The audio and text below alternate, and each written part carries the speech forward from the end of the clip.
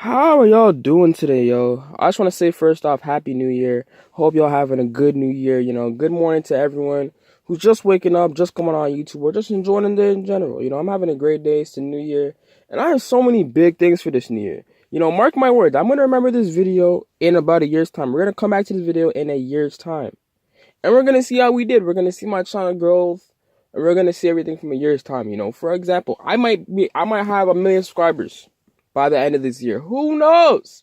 But I'm gonna settle for my goal this year. I'm gonna be humble and say 40K. That sounds about reasonable for the end of the year. Obviously, I want to do better than that. But if we're talking about reasonable, I'll say 40K by the end of the year is my goal. But without further ado, if y'all with me on this grind, then drop a like and comment down below that you still here. But let's hop right into this video. Today I'm gonna be talking about, should the Lakers in fact trade Jordan Clarkson and Julius Randle. So first I'm going to be talking about Jordan Clarkson, where he should go and why he should stay, or where teams or what teams should even take him up. So first I'm going to talk about why he should go. First off, I don't see him in the Lakers' future. And what I mean by that, I feel like he's one of those players that are a good six man. He's a great player, but I just don't see him on the Lakers. I don't know if any other Laker fan gets that idea. Not because he was a bad player or anything. I just don't feel like in the coming years do you really see Jordan Clarkson as a Laker. In my opinion, I really don't. And there's reasons for that. I don't see him as the type of player the Lakers need, because they already have so many combo guards and so many disposable combo guards. And I feel like this year, Jordan Clarkson, he provides that scoring off the bench, but what else does he do? You already have a great scorer in Kyle Kuzma. You already have good scores on the team, and he doesn't pass the ball. He doesn't really make players better. So I feel like, and you can get a lot from him. He's a really good trade, because a lot of teams need that instant scoring off the bench.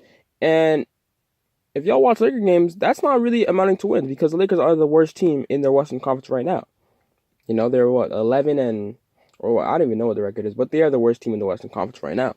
And I feel like if somehow, in some way, the Lakers could trade Jordan Clarkson for a true point guard, a true backup, like a veteran point guard for Jordan Clarkson, I think that would help the Lakers so much, because not only do you have a guy who can run the offense when Lonzo goes down, you have a guy now who's not going to go look for a shot every single time on the court. He's looking for his teammates to get involved, so that also makes the game easier for his teammates. And when I say get a veteran point guard, because you're not going to go get a scrub, you're going to go get a guy who can still play the game of basketball, but he's not looking for that max money, nor is looking to start. So in my mind, I had a guy like, for a realistic trade, I had a guy like Raymond Felton. He's not a bad player, and he can still provide buckets, and he can still lead an offense, and he's a solid veteran point guard, in my opinion. And why I said Jordan Clarkson should go to the Oklahoma City Thunder is because the Oklahoma City Thunder need a score off the bench. So honestly, if I'm Lakers, obviously Lakers are not going to make that trade right off the bat, because obviously they're going to think that Raymond Felton has no use or whatever. If I'm the Oklahoma City Thunder, I'm trying to pursue Jordan Clarkson. So I might even throw a Patrick Patterson in there maybe, or someone else in there maybe, to get that next score off the bench. So that allows the big three to kind of take an ease when they go to the bench, because that's OKC's still biggest problem, the bench scoring. So if you can improve that bench scoring by adding an instant offense guy like Jordan Clarkson, and he's from Oklahoma City. I think he went to college there or university there or something like that, but he's from there. So you have a guy who's going, quote unquote, back to his hometown, and a guy who's going to be the sixth man off the bench, the main scorer off the bench. I don't see that trade even being a problem. I think that suits both teams. However, the Lakers can still get a better veteran point guard, because there's still a bunch of other veteran point guards out there. Point guards are not looking to score, point guards are actually looking to pass. And the reason why I didn't want Rondo when Lakers talking about Rondo, because I feel like Rondo is one of those guys. I don't feel like Rondo is the player to come off the bench. He's been proving that in the Pelicans. He's playing out of his mind. Shout out to Rondo. He's a great point guard, great guy. And I think Rondo going to keep on getting better and return back to his old form in Boston. But let's keep this video moving, and we're going to hop on to Julius Randle. Now, Julius Randle is much, much more interesting, because he has a bigger role, and he's a much better player. But the problem with Julius Randle is that he's one of those guys that if you mess up his rotation or you move him to the bench in any way, he's going to get kind of annoyed. And that might be a problem for most teams. And with the Lakers now, that is a really big problem. And on top of that, why the Lakers want to move him is because, is Julius Randle really a max player? Hell no. And the Lakers know that, and they're not going to pay him. So the Lakers are like, okay, we don't want to lose him for nothing, because he does have trade value. He is a good young talent. So Lakers can say now, okay, look at our options. Where should we trade him to?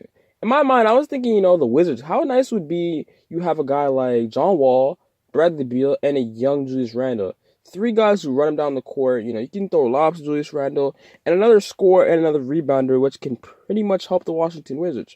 Or I was thinking, there was a bunch of trade talks like a few weeks ago before Nerlens Noel got injured, and I feel like that was probably the most beneficial one because not only do you have a Dennis Smith Jr., a Harrison Barnes, and then you add a Julius Randle, you get kind of a young nucleus.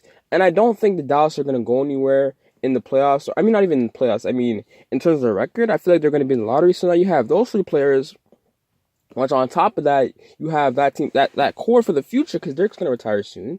Then you might be able to get another star player, as in like maybe even a Michael Porter Jr. or a star shooting guard or even a star center like Marvin Bagley. And you don't really lose that much. You lose Noah Noel, which I think would be perfect for the Lakers because, okay, now this is more of a personal aspect because I hate Brook Lopez on the Lakers, because I have a problem with him shooting so many goddamn shots. I feel like Brook Lopez could just stay in the paint and stop shooting so many goddamn threes. Shoot like 3 or 2 threes a game, but sometimes it gets to the point where I'm just like, what are you doing? Why are you shooting that? Like, what are you doing? Don't do that. You know what I'm saying? Like, if y'all watching games, you know exactly what I'm talking about. Like, sometimes he just takes stupid threes, and you're like, what are you doing? But, that's like almost everyone on Lakers as well. And another thing about the Lakers, too, I've noticed that when it comes to the Lakers is that they don't make that extra pass. Because I'm always sitting there watching Laker games, and I'm like, come on, you could have made that one more pass where you're like, wow, he's open right there. You could have made the extra pass. You know what I'm saying? Yes, they're a young team, so that's going to come. But still, got to make that extra passes, and you got to improve your teamwork. So, in my opinion, should they trade Julius Randle? I think yes. Not because I don't want him on the Lakers. One, because he understands he's not going to be the starter. He's not going to be starting with Kyle Kuzma. And now it comes down to who's going to play. Larry Nance or Julius Randle. Now, obviously, Julius Randle is better than Larry Nance. But Larry Nance understands that he can come off the bench, and he's okay with that role. Julius Randle, no matter how much he says it, he is not. He's one of those guys who wants to start and who wants those minutes, or he's not going to be truly happy. And that is the problem. For the Lakers, for example. So if I'm the Lakers, I want to trade him to a team where he can start and he'll be happy, but at the same time ensuring that I get a pick, or even, I would say, if the Lakers can somehow get a pick for Julius Randle, that would be very beneficial as well because I don't think the Lakers are going to do anything this year. However, if they get like a draft pick, that's only going to be more beneficial to the team. But like I was saying, I don't think they should trade. I do think they should trade Julius Randle, my bad, just so you get an extra piece and, quote unquote, you might free up that cap space to sign a bigger free agent in the coming year. So there you guys have it. Those are my reasons why I think they should, or even if the Lakers should, or why the Lakers are even considering trading these two players if some of y'all didn't know.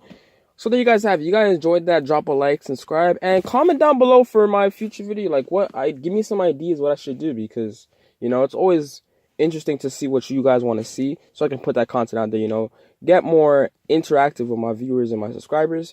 So if y'all enjoyed the video, drop a like, subscribe. I'm always trying to push out content. And if you're following me and you like my videos, have a great day. Bless up. It's the new year, boy. We out of this one.